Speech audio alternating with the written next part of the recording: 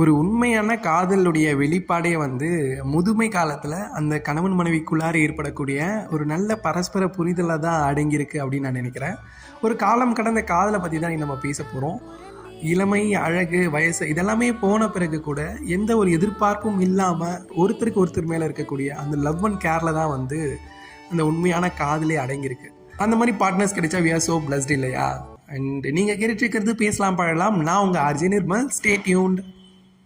தமிழ் வார்த்தைகள்லேயே ரொம்ப ஒரு முக்கியமான வார்த்தை, உயரிய வார்த்தை, மதிப்பு மிக்கக்கூடிய வார்த்தை அப்படின்னா இந்த கற்பு அப்படிங்கிற வார்த்தை தான். இந்த வார்த்தையை எந்த இடத்துல தன்னுடைய பாடல் வரிகளில் குறிப்பிட்டு சொல்லணும் அப்படிங்கிறது ரொம்ப அழகாக அந்த நளினத்தோடு எழுதியிருக்கக்கூடிய கவிஞர் தான் ஐயா வாலி அவர்கள்.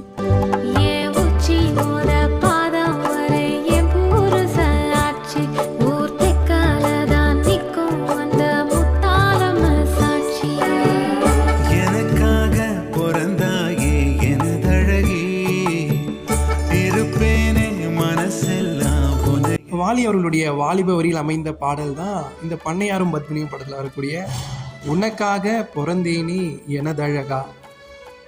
அந்த கணவன் மனைவிக்குள்ளார இருக்கக்கூடிய காதலை, அதுவும் முதுமை காலத்தில் அவங்க ரெண்டு பேருக்குள்ளே இருக்கக்கூடிய காதலை ரொம்ப அழகாக எழுதியிருப்பார். வாலி அவருடைய வரிகளாலும் ஜஸ்டின் பிரபாகரனுடைய இசையில் பலராமன் சந்தியாவுடைய குரலில் பதிவான such a beautiful சாங்.